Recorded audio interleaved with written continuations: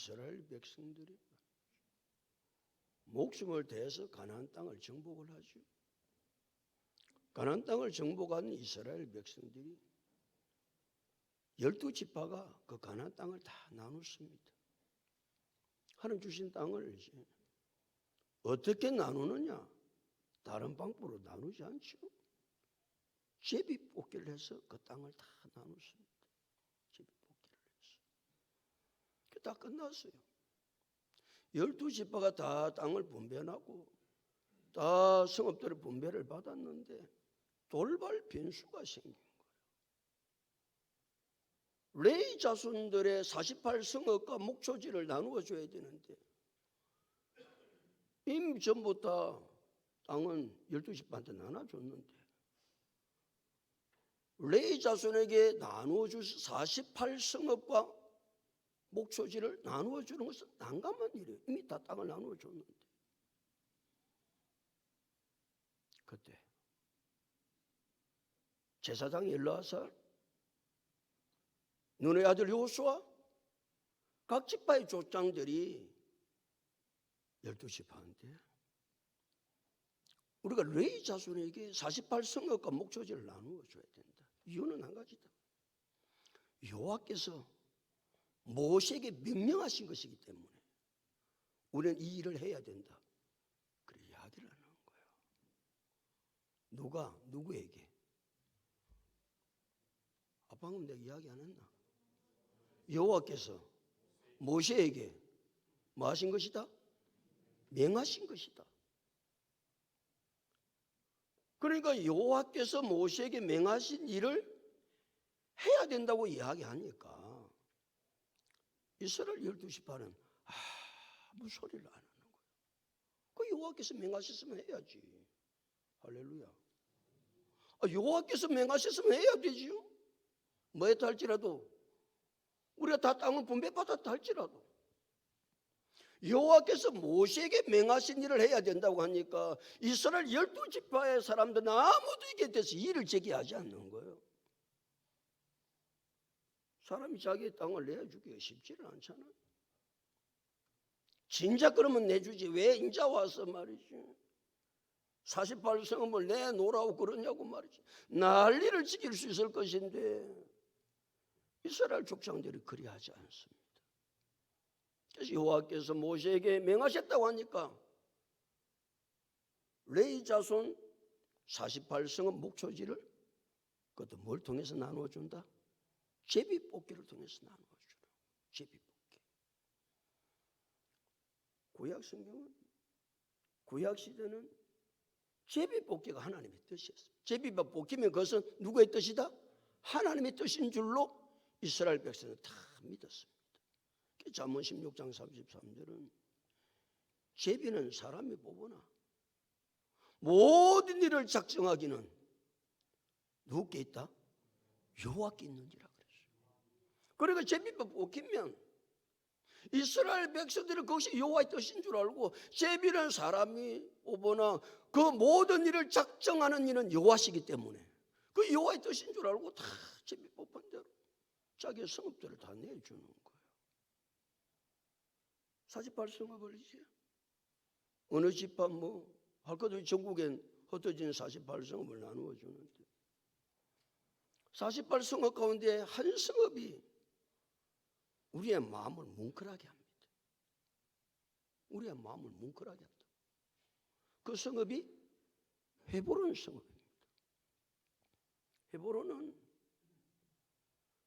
아낙 자손의 조상들이 살고 있었던 그리고 거인들이 살고 있는 헤브론 성입니다. 그러니까 난공불락의 성이죠. 그러니까 이제 성읍들은 이제 다 점령을 하러 갈 때에 헤브론 성읍은 아무도 점령을 안 하려고 하는 거예요. 왜냐하면 견고한 성이지 거인들이 살고 있지. 그리고 아무도 이스라엘 지파 가운데 그 성읍을 공격하려는 사람이 없는 거예요. 그때 한 사람이 등장합니다. 유다 지파 리더자 갈렙이 여호수아를 찾아가서 이 산지를 내게 주옵소서. 아무도 정복하지 않으려는 성읍. 왜 안 가겠어요? 가면 죽으니까. 정복을 아무도 안 하려는 거예요. 그때 갈렙이 여호수아에게 찾아가서 이 산지를 내게 주소서. 그래서 유다지파 리더자 갈렙과 유다지파 사람 생명을 걸고 그 헤브론 성읍을 정복을 해요. 얼마나 애착이 많이 가겠어요? 아무도 거기에 가려고 하지 않는 성읍을 이 유다지파, 특별히 갈렙이 말이죠, 이 산지를 정복을 했으니까. 그런데 놀랍게도 레이지파 48성읍을 주는데 해필 유다지파가 얻은 이 헤브론이 제배가 뽑혔네? 여러분 같으면 무짜지? 여러분 같으면 무짜겠냐고 말은 하지 말고 속으로 생각해보라. 여러분 같으면 무짜겠노? 생명 걸고 얻은 성읍 제비밥 뽑혔다. 그럼 여러분 어떻게 하겠냐고요? 난리가 나겠지요. 근데 유다지파는 갈렙은 아무 소리를 안 하고, 그것이 누구의 뜻입니까?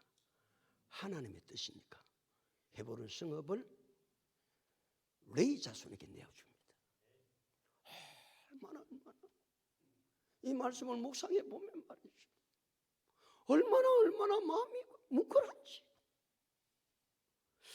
그 믿음의 사람이 이렇게 할 수 있을까?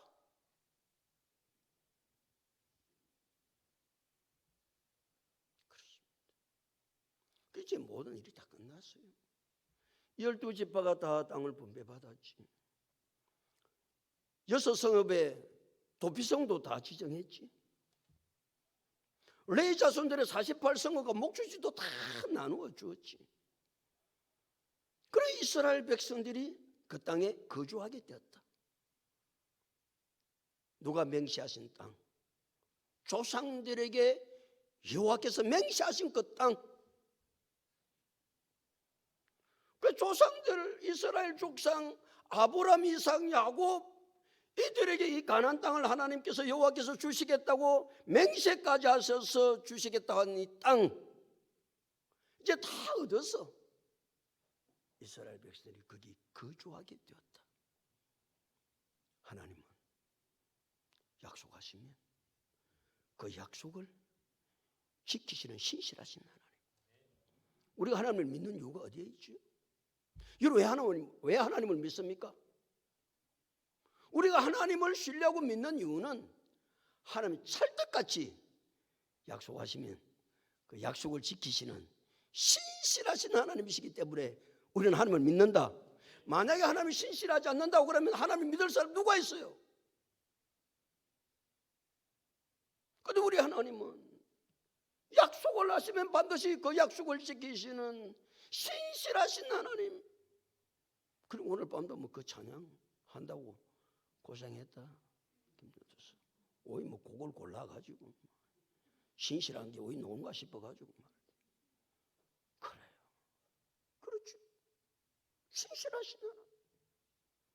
그래서 민수기 23장 19절은 하나님은 사람이 아니시니 거짓말을 하지 않으시고 인생이 아니시니 후회가 없으시도다. 어찌 그 말씀하신 바를 행하지 않으시며 하신 말씀을 실행하지 않으시랴. 그 신실하신 하나님. 그런데 하나님 반드시 약속을 지키신 하나님이지만 그 약속이 하루아침에 지켜지는 것은 아닙니다. 이스라엘의 조상 아브라함에게 맹세까지 하셔서 그 가나안 땅을 주시겠다고 하신 오늘 약속이 이루어지기까지 시간은 690년이 걸립니다.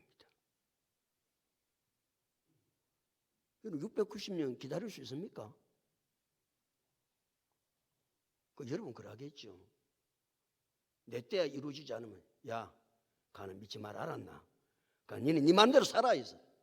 이래 할 텐데 이스라엘 백성은 몇 년 동안 기다린다? 690년 동안 기다린다. 왜? 하나님 신실하신 분이기 때문에 언제나 그 약속을 이루어 가시는 신실하신 하나님이기 때문에. 그럼 우리는 뭐 좀 기다려가 안 되면 난리를 치기지요. 기다려도 약속한다고 주셨다 하더만은 안 주더만은 뭘 또 기다리냐고 그냥. 그렇지 않습니다. 690년의 세월 속에 일어난 사건들이 한두 사건입니까? 이스라엘 백성들이 애굽에 430년 동안 종살이를 합니다. 40년 동안 강야를 힘입니다. 가나안 땅을 점령하는데 7년이 걸립니다. 수많은 일들이 생깁니다. 그럼 그런 생각 들겠지. 일하다가 약속이 이루어지겠나 이게. 이게 무슨 일, 약속이 이루어진다는데 왜 430년의 종살이는 하며 왜 40년은 강야 생활을 하며 하나님이 약속을 지키신다는데 그럴 거 아니겠어요? 우리의 삶들 속에 말이죠. 내가 하나님 약속을 붙들고 가도 그 약속 속에 삶을 살아갈 때 수많은 일들이 일어납니다. 그리고 우리가 꼭 기억해야 될 것은 그 하나님은 어떤 일이 있어도 그 약속은 지키신다. 그것만 딱 믿음이 들면 세상 무슨 일이 일어나도 흔들리지 않습니다. 누가 무슨 말을 해도 그게 현혹되지 않습니다. 꿋꿋하게 믿음으로 살아갈 수 있는 것이죠.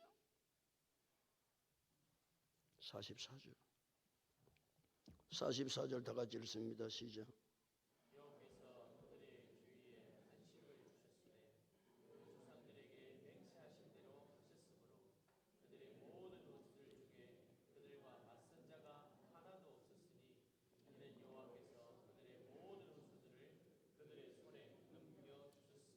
여호와께서 그들의 주위에 무엇을 주셨다? 땅을 정복해냈어요. 정복해서 땅을 다 분배받았어요. 그래도 사람이 살려면 뭐에 산다? 안식을 누려야 살지. 다른 말로 뭐에 산다면 평안해야 살지. 땅은 분배받아가지고 하나님이 조상 때부터 주신 땅 약속은 받았는데 거기에 거주는 하는데 다 불안해. 이러다 큰일 나는 거 아니야? 이러다 망하는 거 아니야 또? 그런 이스라엘 백성들의 삶, 여호와께서 그들에게 무엇을 주시더라? 안식을 주시더라. 안식이 뭐예요? 적으로부터 위험, 압박, 그 모든 것에서 안전하게 지키는 것이 안식이요 평안이잖아요. 그걸 누가 주셨다고요? 여호와께서. 그랬어요.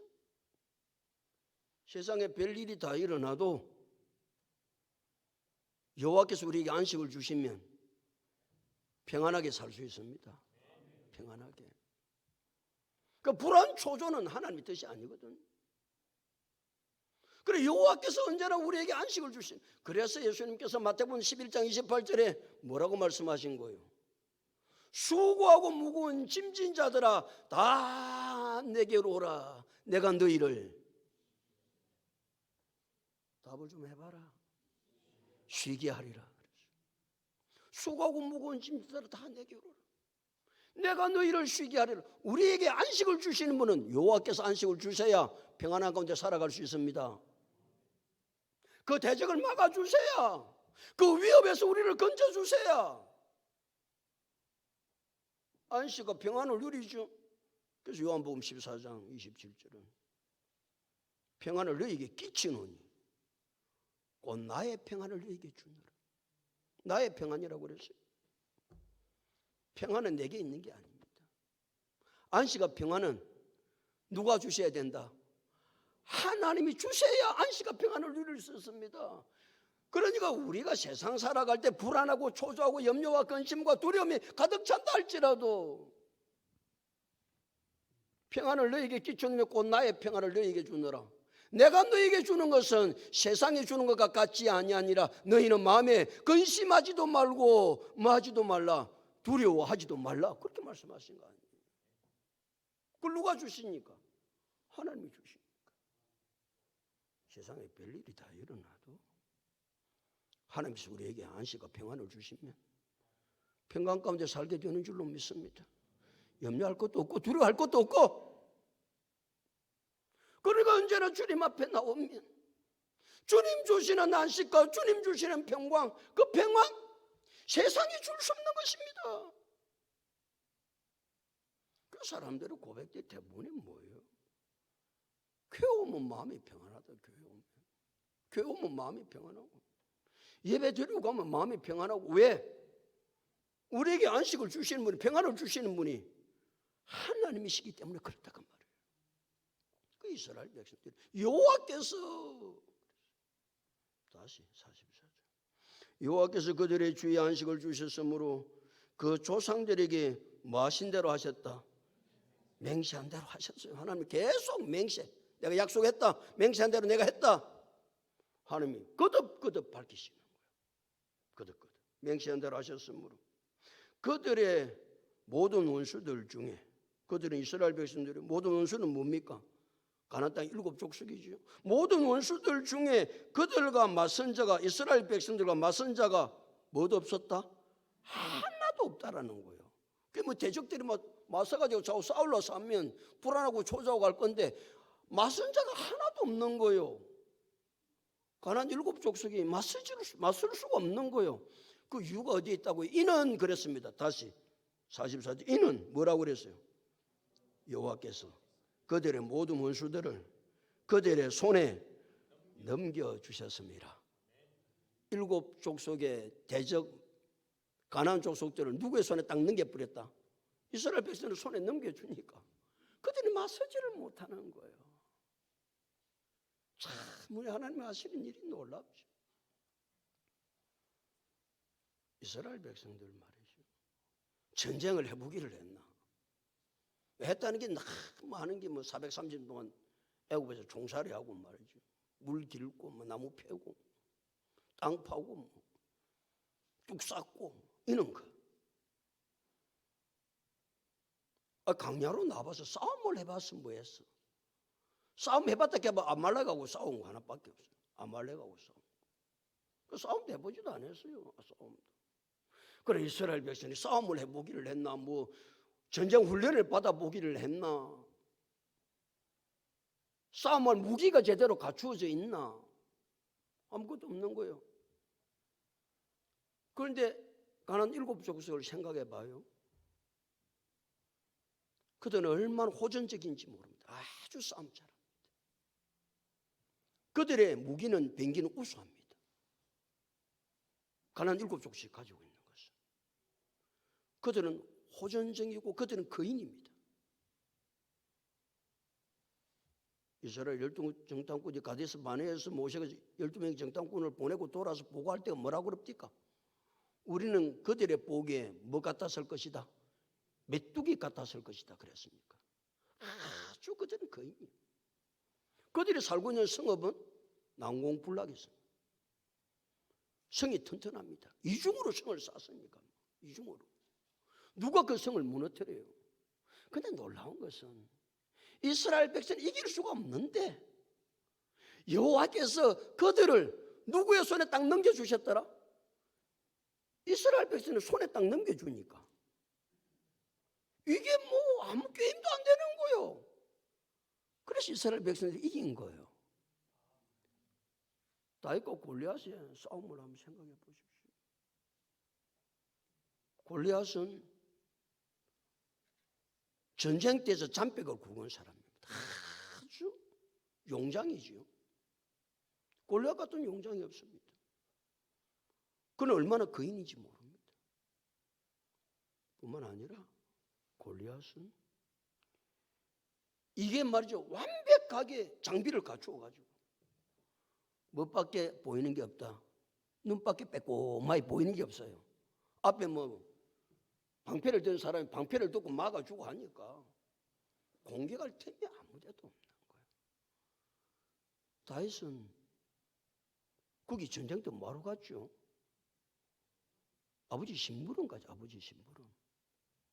형들이 전쟁터 나가 있으니까 다윗아, 형들이 전쟁터에 나가 있는데 좀 형들의 전쟁터에 안부를 알고 싶으니까 내가 좀 전쟁터에 나가가지고 형들의 동태가 어떻게 하고 있는지를 보고 오라고 그러는 거예요.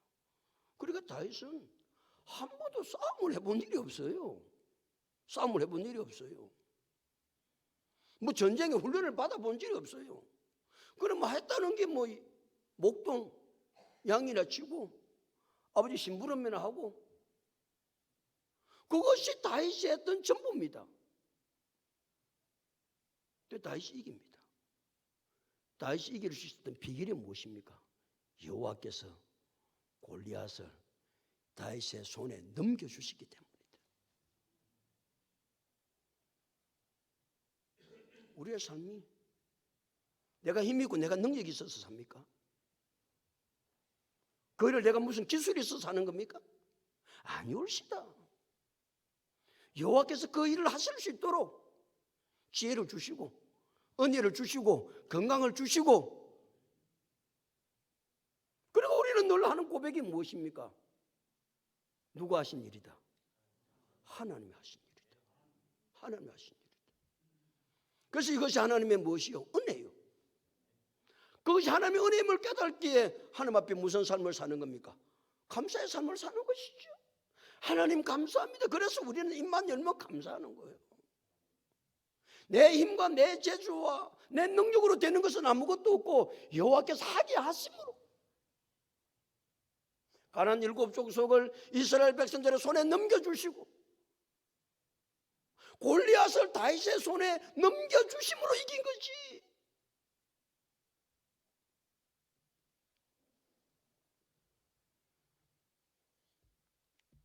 결론 45절. 45절 다 같이 읽습니다. 시작.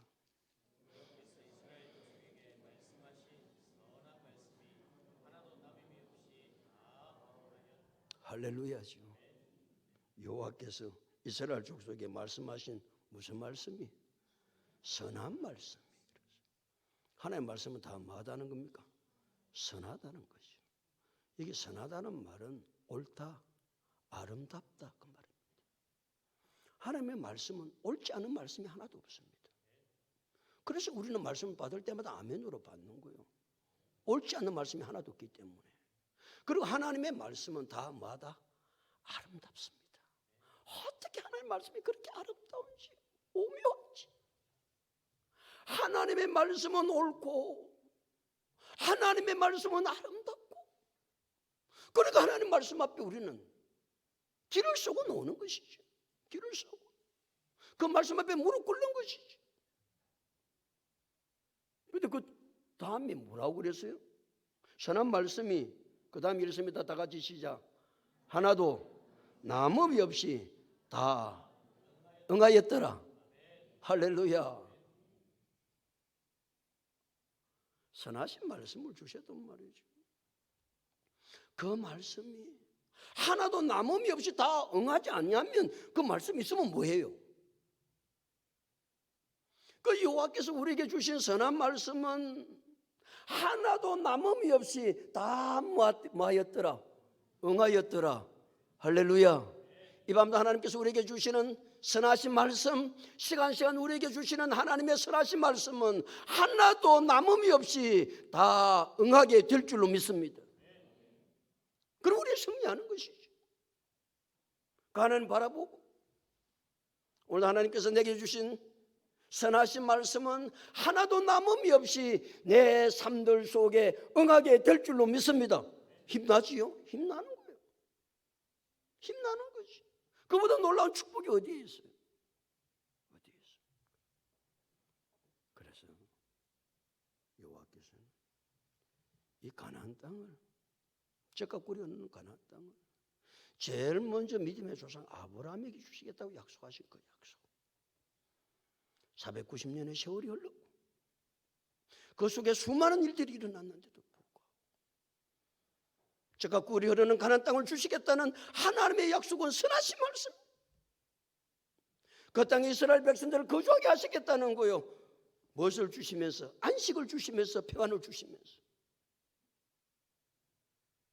그 약속하신 약속이 하나도 응하지 않은 것이 없었다. 여호수아의 고백입니다. 사랑하는 성도 여러분, 여호수아만 이런 고백을 하고 살아야 되겠어요? 우리 모두도 여호와의 선하신 말씀은 하나도 남음이 없이 내 삶 속에 다 응하였더라. 우리 자녀들에게 간증하고 살 수 있기를 축복합니다. 세상 사람들에게 이 이야기는 할 수 있어야 되지 않겠어요? 그냥 우리 믿음의 생활에는 막 그냥 얼마나 힘들은지 모른다. 막 죽을 둥 살 둥 모르고 살다가 그냥 왔다 이랄래. 그게 무슨 재미있는 믿음의 삶이겠어요? 아무도 뭐 의미도 없는 삶. 그런 인생을 마감해서 고백할 때 여호수아가 고백했던 것처럼 말이죠. 여호와의 선하신 말씀은 하나도 남음이 없이 다 응하였더라. 그 여호수아가 믿었던 하나님 지금도 살아계셨어. 우리의 하나님인 줄로 믿습니다. 그런 놀라신 하나님을 바라보면 힘이 나지 않아요? 용기가 생기지 않아요? 그렇지. 그런 믿음으로 살아야지. 이 여호수아의 고백이 우리 모두의 고백이 다 될 수 있기를 예수 그리스도 이름으로 축복합니다.